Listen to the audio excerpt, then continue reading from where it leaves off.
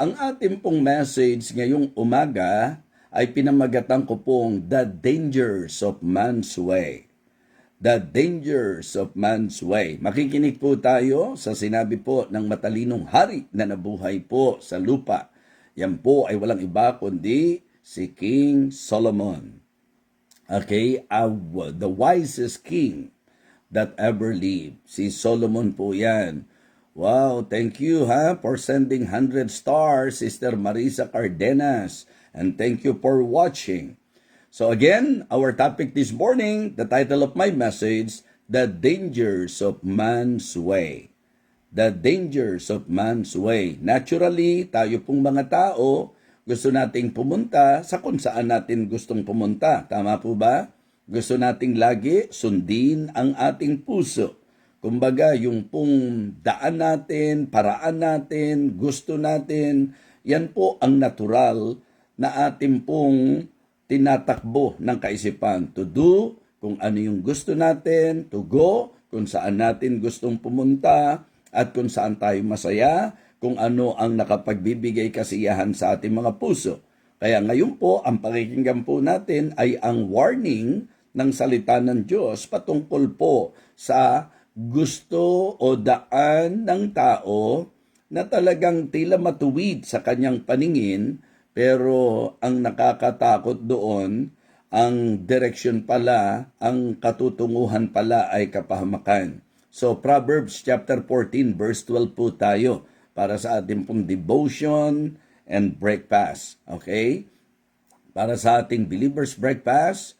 So, buksan natin Proverbs 14 and verse number 12. Ang sabi po ng ating pong talata, there is a way which seemeth right unto a man, but the end thereof are the ways of death.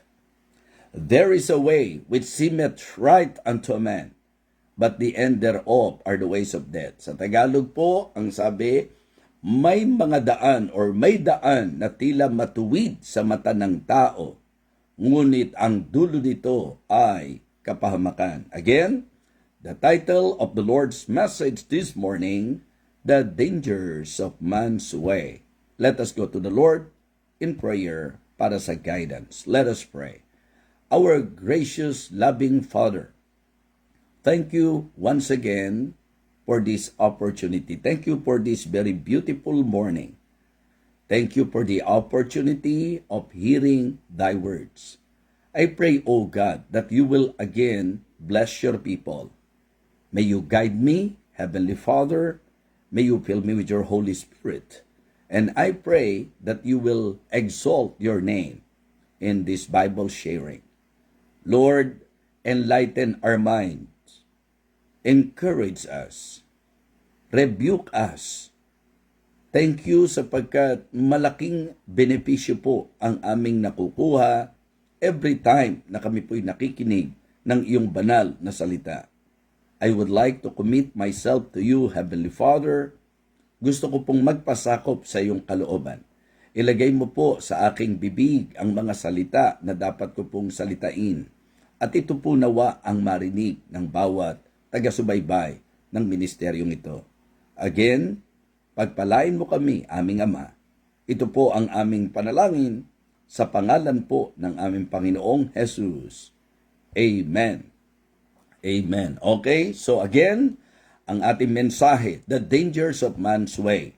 Nilinaw ko po kanina sa ating pagsisimula na ang natural na tao, ang naturalesa natin, gusto nating masunod, ang ating pong gusto nating gawin, ang ating kagustuhan, ang ating paraan, everything.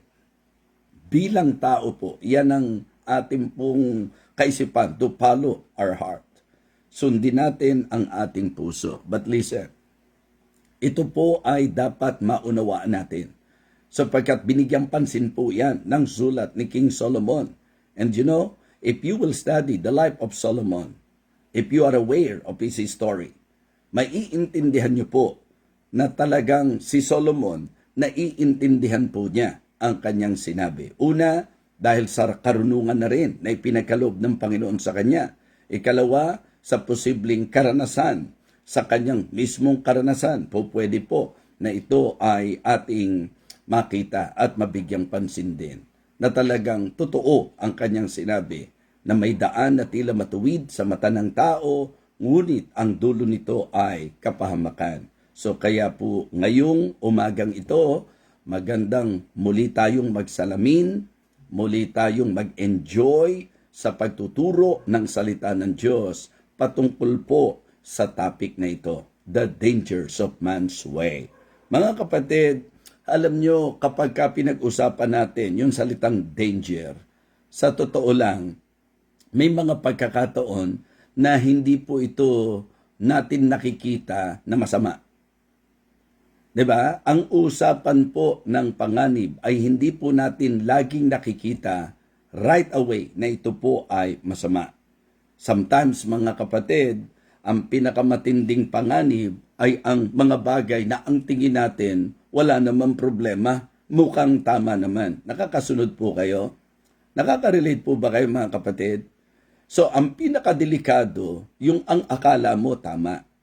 Ang pinaka-dangerous, mga kapatid, yung pang ang iniisip natin, wala namang masama sa gusto ko, wala naman ako nakikitang masama sa gagawin ko o sa ginagawa ko. Yun po ang mas matindi po ang panganib.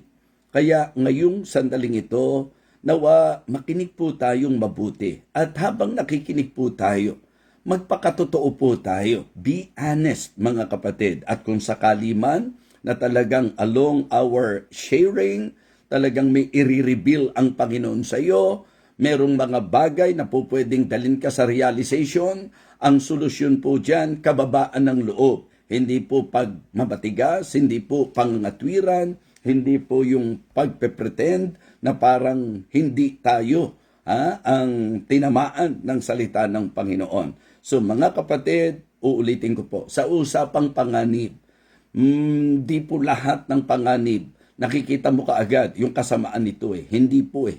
May mga bagay po sa buhay natin na ang tingin natin tama at iyon ang para sa akin po, sa palagay po ninyo. Kasi para sa akin, mas mapanganib po yung iniisip mo tama, yung akala mo tama, at yung hindi mo nakikita na parang may mali sa ating pong gagawin at sa ating pong ginagawa. Kaya po, ang magandang maging unang puntos natin sa ating pong topic ngayon, the dangers of man's way. Number 1 is the deception of man's way. The deception of man's way. Tingnan po natin yung ginamit ni Solomon na salita. There is a way which seemeth right unto a man. So, kaya po isang bagay na talagang hindi tayo magtataka na marami po ang nagkakaproblema sa bahaging ito ng ating buhay sapagkat very deceiving po yung mga bagay-bagay sa buhay na ito. Lalo na po yung pong sa tingin natin, sa palagay natin, akala natin, sa kaisipan natin, tama, yun po ang pinakadelikado. That is exactly what our verse said. There is a way. Pansinin niyo po, there is a way. Hindi po ito imbento. Meron talaga. There is a way which seemeth right unto a man. Aralin niyo po yung ating pong buhay. Aralin niyo po yung ating mga ginagawa.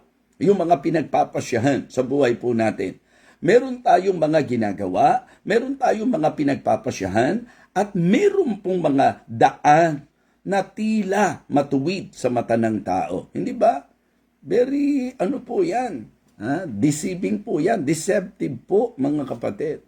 So, the deception of man's way. Ang pinakadelikado po yung ginagawa na ng mga tao, yung bang mga sa tingin nila tama. Nangyari po yan sapagkat sabi po ng Judges 21 and verse number 25, every man did that which was right in his own eyes. Yung bang hindi mo na kinukonsider at hindi ka na particular kung ito ba'y mabuti sa paningin ng Diyos, ito ba'y tama sa salita ng Diyos, ito ba'y tama sa usapang kalooban ng Diyos. Hindi po. Ang problema na pag nabuhay ka na, doon sa iniisip mo lang na tama, without you consulting God's word, without you, di ba? Considering the will of God in your life anymore. So kaya kung may pag-iingatan po tayo, yung daya po ng ating mga kagustuhan. So the deception of man's way, yung pakiramdam natin, yung opinion po natin, 'di ba? Yung mga kuro-kuro natin, yung haka po natin. Mga kapatid, sinasabi ko nga po, sa usapang Kristiyano, huwag tayong makinig kay haka-haka at kay kuro-kuro, 'di ba? Huwag. Hindi po pwede nang magiging basis mo sa nararamdaman ko kasi ito magpapasaya sa akin. Ha? Yan po ay mga mapanganib na bagay. Yung bang kitang-kita mo na nalihis sa salita ng Diyos, yung kitang-kita mo na talagang hindi inaayunan ng prinsipyo na itinuturo ng salita ng Diyos, pero dahil nadadaig ka ng nararamdaman mo, and because of that, hindi mo namamalayan, nadadaya ka na at dadaling ka na sa desisyong mali. Mga kapatid, ito po'y magandang babala sa bawat isa sa atin. There is a way which seemeth right unto a man. Kaya nga, kailangan po, Kristiyano, guided po tayo. We have the Word of God in us. We have our pastor. Meron tayong godly parent. Meron tayong brothers and sisters. Diba, sabi ko nga, there are many devices in a man's heart. Nevertheless, the counsel of the Lord that shall stand. So we need to be cautious. We need to be careful. Because in reality, the King Solomon said, there is a way which seemeth right unto a man. Masaya ako sa nararamdaman ko Sa tingin ko naman walang masama sa ginagawa ko. Kaya nga wag kang bumatay sa paningin mo sapagkat maraming pagkakataon na ang paningin mo ipapahamak ka niyan. Ano ang tingin ni Lot sa Sodom and Gomorrah? Pero ano po ang nangyari? Hindi ba pinahamak po sila? Hindi ba pinahamak maging ang pamilya niya? Why? Sapagkat nadaya siya ng inisip niyang maganda. Nadaya siya nung akala niya makabubuti sa kanya. Wow! Sodom and Gomorrah, well-watered everywhere. Very nice. Napakalaking help para sa aking mga alagang hayop. To cut it short, sa aking negosyo. Lalo akong yayaman. Pero ang problema, nakalimutan po yung dapat. Mas unang ikinoconsider. Ano po yon? Is it God's will? Diba? Yung paraan ng paggawa natin, ito ba'y God's way? Kung ang pag-uusapan, ang batayan natin, ito ba ang sinasabi ng God's word? We need to make sure that it is God's will. And if it is God's will, dapat ginagawa natin ito in God's way. At ang confirmation nito ay ang God's Word. So kaya mga kapatid, mga minamahal, gusto kong maintindihan ng lahat na meron pong daya ang usaping daan ng tao. Because according to our text, there is. Mayroon daw pong mga bagay. There is a way which seemeth right unto a man. Yun po ang pinakakunang ko po ng puntos. Yung sinabi pong, there is a way which seemeth right unto a man. Nakaka-relate po ba tayo? Nakaka-relate po ba tayo dito sa ating pinag-uusapan? Meron na bang pangyayaring ganun sa buhay natin? Sa tingin ko, particular, yung mga young people, o kaya yung mga seeking dyan, yung mga looking dyan. Huwag kayong padadaya ng iniisip lang natin dahil sa nakikita natin, sa naiisip natin. Maganda po that if the Holy Spirit is convicting you and if the Word of God, according to what we have learned, ay hindi ayon ang salita ng Diyos, doon na tayo mga kapatid. Huwag tayong magbakasakali. Okay? Hindi po pwedeng ang batayan ng Kristiyano damdamin. Hindi po pwede na ang pinakabasihan ng Kristiyano opinyon. Diba? Hindi po pwede sapagkat iyan po mga kapatid ay magdadala sa atin sa hindi ligtas na kalagayan. Mga kapatid, mga minamahal, unang bagay na magandang makita po natin the deception of man's way. Pangalawa po, the direction of man's way. Ang sabi po, there is a way which seemeth right unto a man, and then, but the end thereof are the ways of death. May daan na tila matuwid sa mata ng tao, ngunit ang dulo nito ay kapahamakan. Minsan, ito po yung masasabi nating dahilan kung bakit hulog na hulog tayo. Dahil syempre, at first, si Satan mismong talagang dahil nga gusto niya madaya po tayo, ipaparamdam niya sa atin na parang okay lang, and then at first, padadamahin muna tayo ni Satan na parang areglado talaga ang lahat, and then hanggang sa masumpungan mo na lang kung saan ka dadalhin. Katulad ng introduction ko, di po ba? Ang tao by nature gusto niya, magawa niya yung gusto niya. Katulad doon ng prodigal son. Alam niyo po, ang posibleng tumakbo sa isip ng prodigal son, siguro ang pinakamasarap na buhay. Yung malaya ka, yung nagagawa mo lahat ng gusto mo. You see? Yun po yun eh.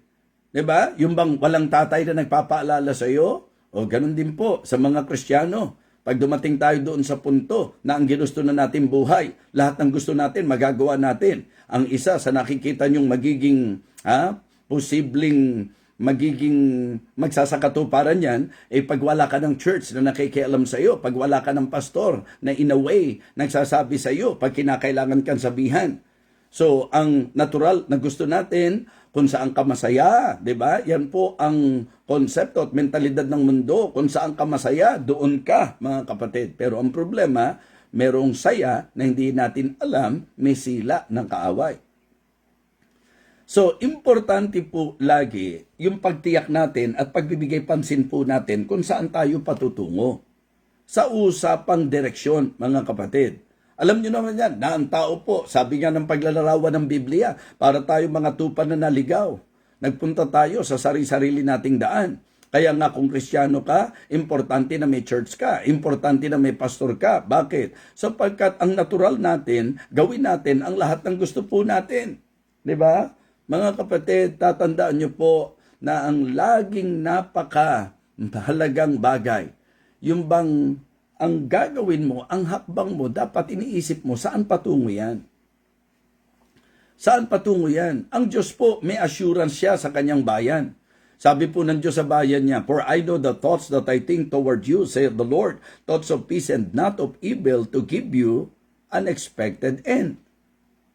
Mga kapatid, ang usapan po talaga ng pagdedirect ng lakad natin, hindi tayo eh. God is actually the one that will direct our steps. Amen? Siya po, ang Diyos po ang naghatag ng ating pong daan. The steps of a good man are ordered by the Lord, and He delighted in His ways. Though he fall, he shall not be utterly cast down, for the Lord upholdeth him with His hand. Oh, yung paborito natin, trust in the Lord with all thine heart and lean not unto thine own understanding. In all thy ways acknowledge Him, and He shall direct thy path. Di ba yung talatang yan, kontrang-kontra doon sa buhay, na talagang, ano yung tingin ko, tama, ano yung sa tingin ko, maganda, ano yung sa tingin ko, mabuti. Ang sabi po, trust in the Lord with all thine heart, and lean not unto thine own understanding. Huwag kang magtiwala sa sarili mong gusto. Huwag kang magtiwala sa sarili mong kaunawaan. Huwag tayong magtiwala doon sa akala natin. Magtiwala tayo sa Diyos na may akda ng buhay natin at may magandang plano sa buhay natin. I-establish muna po natin, una sa lahat, konbensido po ba kayo na ang Diyos talaga ay may magandang plano sa ating buhay? Okay? Kumbinsido ka ba? Like for example, yung mga seeking para sa inyong partner. Minsan kasi nakaka-pressure ang paligid natin. Minsan nakaka-pressure yung mga sitwasyon. But actually po, ang importante lagi yung paraan ng Diyos, yung panahon ng Diyos, at yung pagpili ng ating Panginoon. So laging importante po yun. Yung choice ng Panginoon, yung will ng Panginoon, yung way ng Panginoon, iyon ang importante. Kaya hindi po dapat ang Kristiyano po ay nadadala ng tinatawag nating pressure. So kalma lang po tayo, manghawakan tayo, naniniwala ka ba sa Diyos? Kung naniniwala ka sa Diyos, merong trabaho para sa iyo. Merong partner na para sa iyo. merong course or career na para sa iyo. Meron pong direksyon na tama ang kapupuntahan at iyan po ay ang kalooban at ang kaparaanan ng ating Panginoon. Kaya nga, mag-evaluate po tayo. Tingnan po natin. So, ipinapakita po na kung tao, ang direksyon ng tao, ang sabi po, ito'y maglalayo sa kanya sa Diyos. Nung ginawa po ng prodigal son, thinking na ang masayang buhay, magawa niya ang gusto niya, okay? Nilayasan niya po ang kanyang ama at nabuhay siya sa kanyang sariling gusto, o saan siya dinala? Okay? The direction of man's way. Napaka-dangerous, mga kapatid. Diba? Hindi po pwede na Kristiyano ka tapos self-directed ang buhay mo. Hindi pwede. Ang Kristiyanong totoo, alam niya na ang Diyos ang dapat mag-operate at ang dapat siya po ang nagpapatakbo ng buhay po natin. Ang paggawa natin ng ating sariling kagustuhan, ito po ay po pwedeng direksyon na magdadala sa atin palayo sa ating Panginoon. So, una po, the deception of man's way.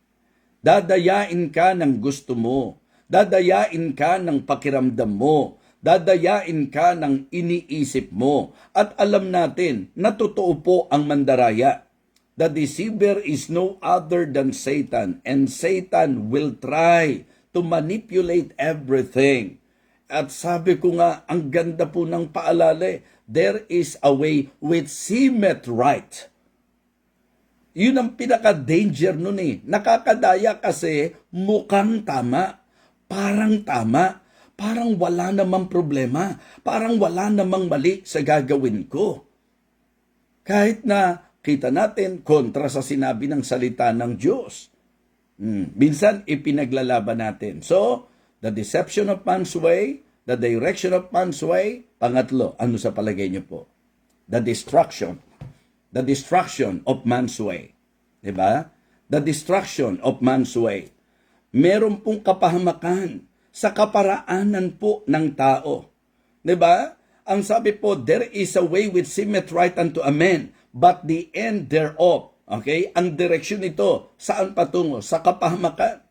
So, yung man's way, ito po ay po pwedeng magpahamak sa tao.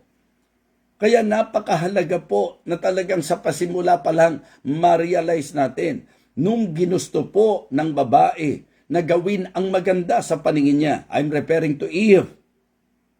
Diba? Nung nasimulan na po, nadayain po siya nito pong si Satan at napaniwala siya na makabubuti sa kanya yung pagkain ng fruit of the tree of the knowledge of good and evil. Nung siya po'y nadaya na at napaniwala na at naisip niya na makakaganda, na makakabuti sa kanya, what Eve did? Kinain po niya, mga kapatid. At kadalasan tayo po sa direksyong gusto natin, nanghihikayat pa tayo ng iba, nang dadamay pa po tayo ng iba. Pansinin niyo po, yung mga ang akala ng marami po, enjoyable ang bisyo, ano po ang ginawa ng mga nagbisyo? Nagdamay pa ng iba. Di ba? Meron pong mga naging lasinggero noon dahil naimpluwensyahan po natin, napaniwala natin. Pag may problema ka pare, iinom mo lang yan. Makakalimutan mo ang problema mo pare. Enjoy ka pa. Well, napaniwala tayo. So parang totoo Kasi habang umiinom ka, nakakalimutan mo yung problema. Okay? Pero mga kapatid, mga kaibigan, after that, hindi mo lang maiisip pagkatapos niyan na nakagastos ako Naubos yata pera ko Tapos, ang sakit-sakit ng ulo ko Tapos, kung magiging totoo ka, na wala ba talaga yung problema, nandun pa rin yung problema. At ang pinakamasakit nito, kapag ka ginawa mo, ang akala mo makatutulong sa iyo, kung ikaw ay nainom at pagkatapos nito, nakipag-away ka hanggang sa may mga malalang sitwasyon, mga kapatid, nasisira po talaga. Nasisira po talaga. Ayan, minanggugulo po sa akin habang ako po nagtuturo sa inyo ngayon. Okay? So mga kapatid, mga minamahal, focus lang po tayo. Focus lang po tayo. Okay? There is a way which seemeth right unto a man, but the end thereof are the ways of death. Tatlong bagay na po ang nabibigyan natin ng pansin. Okay? Una po, the deception of man's way. Pangalawa po, mga kapatid, the direction of man's way. At ang pangatlo po, the destruction of man's way. When the prodigal son did everything na gusto niya pong gawin, saan po siya dinala? Bukod sa siya'y nalayo na, mga kapatid, sa kanyang ama, ang problema po, dinala po siya sa miserabling buhay. When Lot decided na piliin po ang Sodom and Gomorrah, nalayo siya sa katwiran, nalayo siya sa magandang impluwensya. Saan siya napunta? Mga kapatid, yun po ang problema. Ang problema po na pariwara, not just Lot, but even his family. If you will study the story of Lot, nakakalungkot mga kapatid, sapagkat akala niya blessing, akala niya mas magiging blessing. Pero dahil hindi kumonsulta sa Diyos at sarili lang niyang paraan, ano po ang nangyari? Nadaya siya, and Lot lifted up his eyes. So, nung talagang tiningnan po niya, wow, ang ganda talaga ng Sodom and Gomorrah, hanggang sa talagang nadaya na po siya. Ang isip niya, hanggang sa talagang nahumaling na po siya, nag-decide po siya, pinili niya ang Sodom and Gomorrah, and you know, according to the story of Lot, talagang damay ang buong pamilya. Nakakalungkot po yung ganung buhay. Kaya, ingat. May panganib po ang gusto mo. May panganib po ang paraan ng tao, mga kapatid. So, the dangers of man's way. Number 1, the deception. Number 2, the direction. Number 3, the destruction. Mga kapatid, napariwara po ang buhay ng pamilya ni Lot, nasira po ang buhay ng prodigal son, at worst, mga kapatid, hindi ko makakalimutan yan. Isa sa aking unang devotion po sa pamilya po ni Lot. Diba?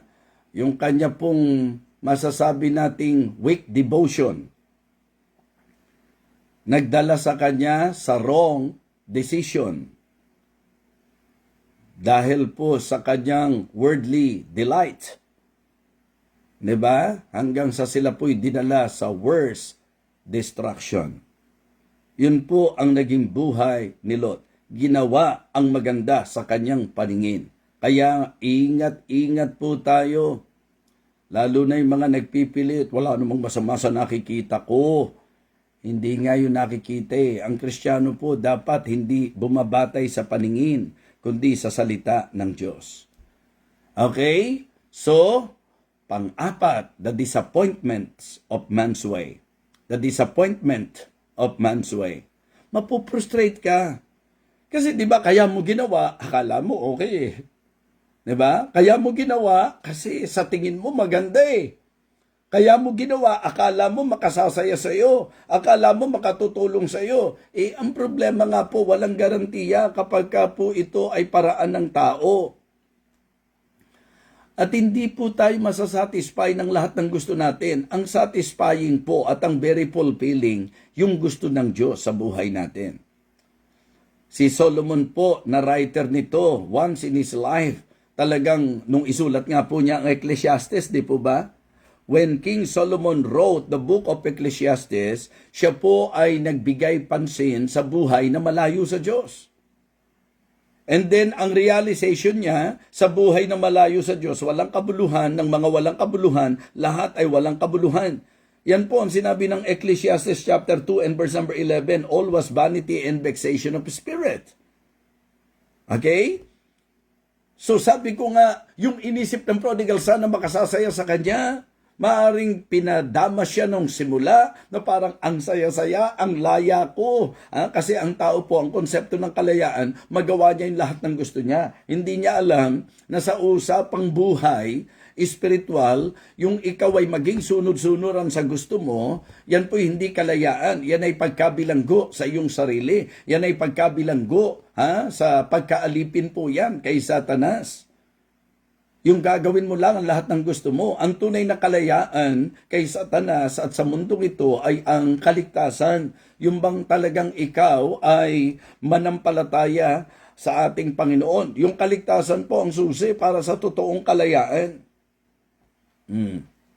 Yung inaakala nating kalayaan, isang araw, mapapansin mo, ikaw ay nasa kalayuan. Di ba? Kala mo, ang laya-laya mo. Tapos hindi mo nanonotice dahil ginagawa mo ang lahat ng gusto mo. Dahil nga ang pakiramdam mo, yun ang masayang buhay, yung ang laya-laya mo, hanggang sa isang araw, makikita mo, maisip mo, ma-realize mo, ang layo-layo mo. Kaya ingat ha, pagka kayo po'y ang laya-laya, wag ho kayong magtataka, isang araw, ang layo-layo nyo na. No, kaya ko po sinasabi, the disappointment of man's way, kasi ang tao po, kaya naman niya ginawa ang gusto niyang gawin, kasi ang iniisip niya, dadalhin siya sa maganda, mapapabuti siya, maayos ang kanyang buhay. Kaya lang po, anong sabi? There is a way which seemeth right unto a man, but the end thereof are the ways of death. Yung inaakala mo, hindi ganun ang mangyayari. Yung iniisip mo, hindi ganun ang mangyayari. So, matidisappoint ka ngayon. And that is because you decided na gawin kung ano ang gusto mo. Kaya pagka Kristiyano po tayo, wag ganun yung takbo ng kaisipan natin. Nakukuha niyo po yung punto ko kung bakit disappointment? Kasi di ba, kaya mo ginawa, sa tingin mo, diyan ka pagpapalain.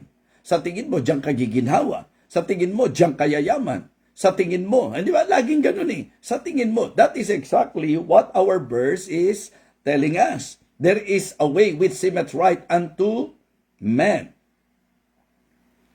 So yung ginagawa mo ang mabuti sa paningin mo. Ayaw mo makinig sa payo ng pastor. Diba? Dilat na yung versikulo, mangangatwiran ka pa. Dahil sa kagustuhan mo, nagawin ang kagustuhan mo, mga kapatid, kahit salita ng Diyos, isinasa isang tabi mo. Ayaw natin ang buhay na mayroon pong nagsasabi sa atin. Problema po yan ng prodigal son. Ayaw niya na nahandoon yung tatay niya, nasasabihan siya pagka mali, pagka hindi dapat, wag mong gawin yan anak. Ayaw natin ang ganun eh. Hindi po pwedeng magbiblia ka na hindi mo makikita yung sinasabi ng Ama natin sa langit na wag mong gawin yan. Hindi tama yan. Kaya maganda po na tayo po'y mapaalalahanan the disappointment of man's way. Kasi ang tingin mo maganda, ang tingin mo tama, ang tingin mo diyan ka aasenso, ang tingin mo diyan ka magtatagumpay, ang tingin mo diyan sasagana ang iyong buhay. Tingin mo yon. Madidisappoint ka ngayon. Bakit? Sapagkat sa declaration ng salita ng Diyos, merong maganda sa tingin mo, pero ang dulo nito, kapahamakan. So, ilang bagay po ang tinalakay natin. Number 1, the deception of man's way. Mga kapatid, pinakita ko po sa inyo, there is a way which seemeth right unto a man. And then the direction of man's way, the destruction of man's way. At narito nga po tayo ngayon, tinatalakay natin the disappointment of man's way. Diba? Sa kalunduan ng lahat, matapos mong gawin, ang gusto mong gawin, thinking na yan ang makabubuti, thinking na yan ang solusyon, thinking na yan ang mag-aangat sa iyo, thinking. Iniisip mo. Pero sa Biblia, ang dulo, kapahamakan. Madidisappoint ka ngayon. Madidisappoint tayo. Kaya nga, ang buhay Kristiyano, labanan talaga ng way mo at ang way ng Panginoon. Yung gusto mo at yung gusto ng Panginoon. Now, kung Kristiyano tayo, yan po ang makikita nating naging buhay ni Apostol Pablo. Diba? Ang ginagawa niya, hindi na yung gusto niya, kundi yung gusto ng Diyos. Why? I believe spirituality po yan. Because spirituality, sa isang tabi mo yung gusto mo, kasi malinaw na sa isang taong may mataas na espiritualidad, alam niya na walang mabuting mararating ang gusto natin, at ang tiyak ay ang gusto ng Diyos. Kaya ngayon po, magandang mapag-aralan po natin the deliverance from man's way. Paano tayo maililigtas? Paano po tayo madideliver doon sa kagustuhan natin, mga kapatid? Kasi alam natin na ang talagang magdedirect ng lakad natin ay ang Diyos. In all thy ways, acknowledge Him. Sa lahat ng lakad mo, kilalanin mo ang Diyos. Alam niyo po, ang simpleng aplikasyon po niyan, hahakbang ako, ito ba ang gusto ng Diyos? Gagawin ko ito, hindi ba ito kontra sa gusto ng Diyos? Diba? Before making any decision, before you take a step, make sure na hahakbang ka because you are 100%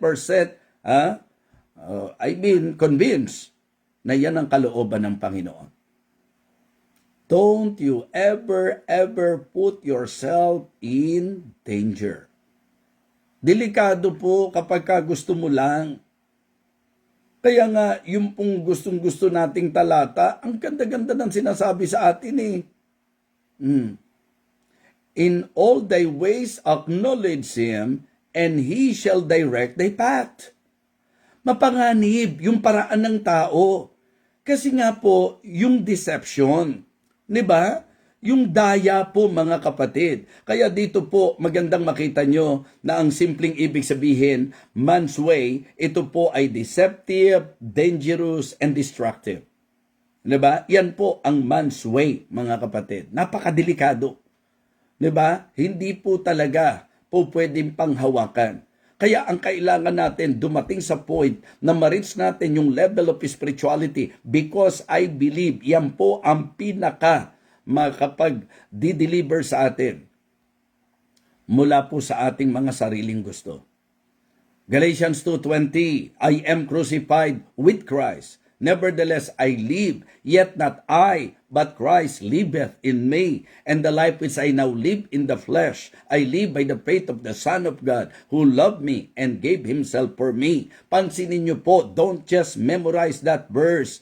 Ang sabi po, I am crucified with Christ. Anong ibig sabihin? Parang namatay na po siya. Nakapako siyang kasama ng Panginoon. Hindi na siya ang nabubuhay. Ang ibig sabihin, hindi na siya ang nasusunod. Hindi na yung gusto niya. Okay? Hindi na siya ang nabubuhay. Yet not I, but Christ liveth in me. Ibig sabihin, ang nananalo na, ang nasusunod na, yung nabubuhay sa Kanya, si Kristo na. Hindi na po yung gusto niya, ang Panginoong Heso Kristo na po, kung ano ang gusto ng Panginoon. Yet not I, but Christ liveth in me. At ito po yung pagliliwanag. And the life which I now live in the flesh, ang ibig sabihin, yung buhay na kung saan nabubuhay sa kung ano yung gusto ko, and the life which I now live in the flesh, I live by the faith. Diba? Yung dati na ang buhay ko, ginagawa ko yung para sa laman ko, yung lahat ng gusto ko, ngayon faith na po kung ano na ang gusto ng Panginoon. Hindi na yung maganda sa paningin ko, hindi na ako sa paningin na bubuhay. I live by the faith of the Son of God who loved me and gave Himself for me. So deliverance, the deliverance from man's way. Mga kapatid, laging may offer ang Diyos na mabuting daan para sa iyo. Yung makabubuti sa iyo. Diba? Kaya nga sabi ko, yung paborito po ni Teacher Flo, alam nyo yung Galatians 2:20, paborito yan ni Ma'am Pia. Okay? Yung I am crucified with Christ, nevertheless I live, yet not I, but Christ liveth in me, and the life which I now live in the flesh, I live by the faith of the Son of God who loved me and gave Himself for me. So ito naman pong sinasabi ko sa inyo, paborito naman ni Teacher Flo, for I know the thoughts that I think toward you, saith the Lord, thoughts of peace and not of evil, to give you an expected end. Sinabi ng Diyos mismo sa kanyang bayan, alam ko plano ko, alam ko ano yung iniisip ko sa inyo. Ang kapatid, sana ganun mo itrato ang Diyos na may plano siya sa buhay mo at alam niya kung ano ang plano niya sa buhay mo. Ang trabaho ko is to discover, to find out kung ano po ang kalooban ng Panginoon. Kaya para sa akin, ang deliverance natin from man's way, una po, seek God's way. Seek God's way. Naalala niyo yung sinabi po sa Isaiah chapter 55, let the wicked forsake his way, and the unrighteous man his thoughts, and let him return unto the Lord. Kumbaga, hanapin daw po natin ang Panginoon samantalang siya'y masusumpungan pa. Let the wicked forsake his way, and the unrighteous man his thoughts, and let him return unto the Lord. At alam niyo po, yun yung lagi nating napapakinggan eh. Ito yung lagi natin nababangkit. Alam mo, iba yung kaisipan ng Diyos sa kaisipan ng tao. Iba yung paraan ng Diyos sa paraan ng tao. Remember? Diba? Yan po ang sinasabi ng Isaiah chapter 55 verse number 8. Na talagang iba yung kaisipan ng Diyos sa kaisipan ng tao, iba yung paraan ng Diyos sa paraan ng tao. Ang tanong ko ngayon, ano dapat ang takbo ng kaisipan mo bilang Kristiyano? Ipipilit mo ba yung kaisipan mo sa naiibang kaisipan ng Diyos? Ipipilit mo ba yung kaparaanan mo kaysa sa kaparaanan ng Panginoon? Hello? Naririnig niyo po ito? Kung naririnig niyo ito, bakit pinipilit pa rin po natin ang sarili nating kagustuhan? Diba? Minsan yung iba kumakapit na sa patalim, kaya nakakabilib po. Yung talagang kung tutuusin, may pressure sa paligid pero hindi nagpapapressure. Why? Sapagkat ayaw lumihis sa kung ano ang sinasabi ng salita ng Panginoon. Diba? Meron pong mga ganyang pangyayari na mabibless ka. Inopera ng trabaho pero dahil na may sablay at alam na hindi kalooban ng Diyos at merong mga magic sa trabaho, kahit na ang ganda ng offer, tinanggihan.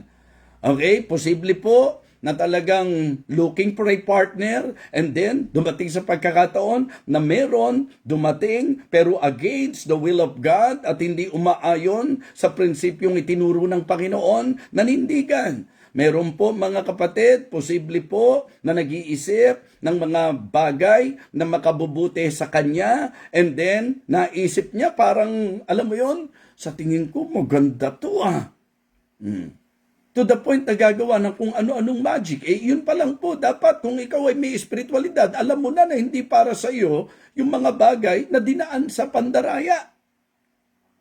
There is a way which seemeth right unto a man, but the end thereof are the ways of death. Akala mo nakalusot ka, akala mo, okay, matidisappoint ka, sapagkat never na magsasucceed po yan. Imposible na maging matagumpay ang isang bagay na dinaan at ginawa sa kasamaan. Alam niyo, iba nangangatwiran, sabi nila, bakit si Jacob? Diba? Ang tanong, kung naintindihan mo yung istorya ni Jacob, hindi ba niya sinaper yung consequence? Meron tiyak na consequence. Akala mo nakalusot? No. Sa Diyos pa ba tayo makakalusot?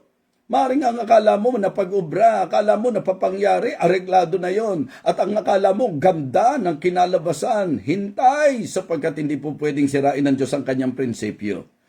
Yes, ang blessing na lang po natin, merciful ang Panginoon. But again, God is always true to His Word. Hindi po pwede na pinilit mo yung gusto mo, alangan namang ipakita ng Diyos na mas maganda pa yung gusto mo kaysa sa gusto niya. Mga kapatid, God is all-knowing. Mas alam niya kaysa sa alam natin. Ang ating bahagi para sa deliverance is to seek God's way. Ang laging dapat tinatrabaho mo, hanapin mo kung ano yung paraan ng Diyos. Doing God's will in God's way. Seek God's way. And then submit to God's way. Deliverance from mga kapatid, man's way. Seek God's way, submit to God's way, and listen. Kahit saan tingin mo, pag yan ang kalooban ng Diyos, yung tagal-tagal na stay in God's way. Seek God's way, submit to God's way, and stay in God's way. Mga kapatid, merong mga pagkakataon, ito kasi yung sabi ng talata natin ano lang po ito, yung kaisipan na po pwede nating i-consider. There is a way which seemeth right unto a man, but the end thereof are the ways of death. Merong mga ang akala mo mabuti, pero kasamaan pala, kamatayan pala ang dulo. So, pero ito naman ang contrast nito. Pagka naman po kalooban at kaparaanan ng Diyos, may mga tila. Diba? Parang hindi tama to parang meron naman mga bagay na kalooban ng Diyos na ang akala mo hindi tama, pero ang dulo nito ay kasiyahan. Ang dulo nito ay tagumpay. Kasi nga, ang Christian, living by faith, not by sight. Diyan ngayon papasok yung spirituality natin. Diba? And we know that all things work together for good. Kaya wag niyong memorize lang po yun. Alam natin kung saan natin ilalapat yan. Kasi kadalasan, ang Romans 8:28, ikino-quote lang natin kapag ka po may pangyayari and then nagresulta na sa maganda. Mga kapatid, kahit wala pa yung resulta, totoo na po ang Romans 8:28. Kaya ano man ang dinadaanan mo, as long that you are 100% convinced that what you are doing is the will of God, and then if it seems not right, parang may mali ah. Pero alam mong kalooban ng Diyos yan. Kala mo lang po yun. Pero ang dulo nun mga kapatid, tagumpay. So, nakita nyo po, pansinin nyo po yung contrast. Sa usapang tao, yung paraan niya, tingin niya, okay. Pero ang dulo, kapahamakan. Sa pinagagawa naman ng Panginoon sa atin, akala natin, parang may problema yata Parang mahirap yata yun Parang hindi yata, parang lang yun. Pero dahil yan ang pinagagawa ng Diyos, ang dulo nito, ang gusto ng Diyos, i-exercise mo ang faith as you do His will. Diba? As you consider God's way, you need faith. You need to trust the Lord completely. Okay? Yun po ang dapat nating matutunan dito po sa ating pag-aaral na ito, mga kapatid. Diba? There is a way which seemeth right unto a man, but the end thereof are the ways of death. Meron namang God's way na parang mali sa paningin ng tao, pero ang dulo nito ay pagpapala. Ang dulo nito ay tagumpay. Ang dulo nito ay, masasabi nating kasiyahan.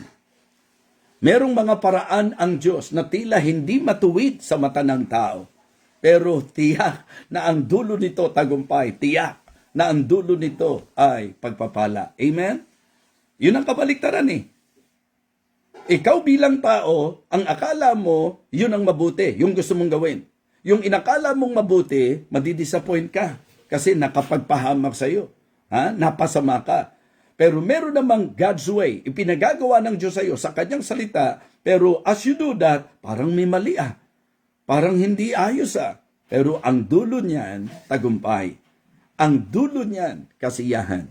Mga kapatid, mga minamahal, yan po ang Romans 8:28. Katulad ng nangyari po kay Joseph.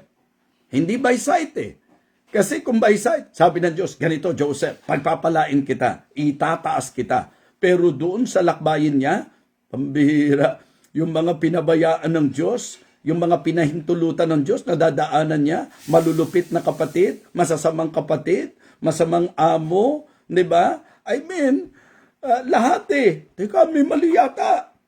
Di ba? Ang ganda ng concept. Ang ganda ng concept. Yun po mga kapatid. May daan na tila matuwid sa tao, sa mata ng tao, pero ang dulo kapahamakan. May daan ang Diyos na tila hindi tama sa mata ng tao, pero ang dulo nito ay pagpapala, tagumpay, at kasiyahan. Kaya seek God's way, submit to God's way, and stay in God's way. Romans 8:28 is Romans 8:28. Ang titiyakin mo lang, nasa daan ka ng Panginoon, nasa kalooban ka ng Panginoon. Kaya nga sabi ko, don't just memorize.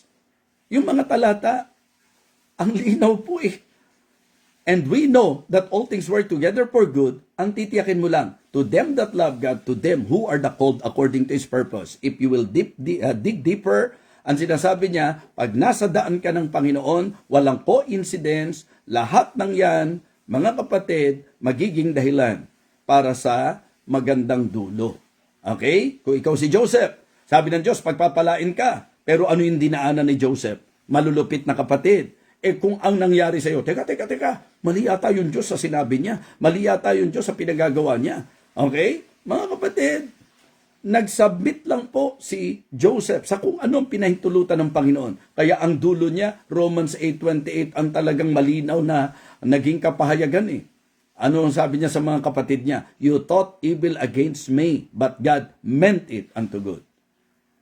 Kung hindi po naniniwala si Joseph doon sa kalooban at sinabi ng Panginoon, papalag yan Hindi ba kadalasan kaya po tayo pumapalag? Kasi yung pinagagawa ng Diyos sa atin, teka, parang hindi yata maayos to. Kala mo lang yun.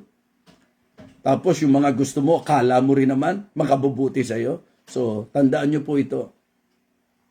Huwag tayong padadala sa akala. Doon tayo sa tiyak. And God's way, God's will, and God's words, yan po ang tiyak. Hindi po baka sakali. Hindi po akala. Pag yan ay will of God, pag yan ang ways of God, pag yan ang word of God, tiyak po yan. Ang susi lang para tayo po ay ma-deliver sa gusto natin. Seek God's way. Submit to God's way. And stay in God's way. Mga kapatid, yan ang solusyon. Dahil sa panganib ng kagustuhan ng tao. The deception of God's way. The direction of God's way. Mga kapatid, the destruction of God's way. The disappointment, di ba, of God's way. Mga kapatid, ang kailangan natin, deliverance. At ang ating pong natutunan, seek, submit, and stay. Ano po yung seek? Seek God's way. Ano po yung submit? Submit to God's way. Okay? And stay in God's way. Yung akala mo walang nangyayari, pero dahil kalooban ng Diyos yan, panahon lang. Ang panahon ng Diyos, ang pinaka-the best. Kaya nawa, na-bless po kayo sa mahabang devotion po natin ngayong umagang ito. So may mga pagkakataon po mga kapatid na hindi po yung oras, kundi yung leading ng Panginoon. Alam ko po na alam ng Diyos na marami pong mapapaalalahanan ang message na ito. Marami po ang magkakaroon ng realization sa message na ito. Mga Kristiyano, mga taga-subaybay, ang aking panalangin, bawat isa sa atin ay magkaroon po ng totoong pakinabang at karagdagang kalaguan sa ating spiritual life. The dangers of man's way. There is a way which seemeth right unto a man, but the end thereof are the ways of death. I hope na tayo po'y nag-enjoy sa ating pagsasalo-salo. Let us pray. Aming Ama, dakilang Diyos, alam ko po na kailangan namin ng message na ito. Kailangan namin ng paalalang ito. Kailangan po namin ng pagtuturong ito. Umaasa po ako na ang bawat nakinig ay naabot at ang bawat isa ay may kapasyahan matapos ang mensaheng ito na hindi namin ipipilit ang aming sariling kagustuhan, ang aming sariling kaparaanan, kundi susundin namin. Hahanapin namin ang iyong paraan. Magpapasakop kami sa iyong plano, paraan para po sa amin. At mananatili kami sa iyong kalooban at sa iyong kaparaanan. We will stay and stick, Panginoon, sa kung ano po ang kagustuhan mo sa amin. Salamat po, ikaw ang patuloy na magpala sa ministeryo po ng Believer's Breakfast. Thank you so much for the privilege. Salamat din po sa tiwala, Panginoon. Ito po ang aking panalangin, kasama po ang hiling na ingatan mo ang bawat isa sa amin. Pagpalain mo po ang araw na ito at pag-ingatan mo po ang mga kapatiran namin nasa ibang bansa sa kanila pong pahinga ngayong gabing ito. Ito po ang aming panalangin sa pangalan ng aming Panginoong Jesus. Amen. Amen. Praise the Lord.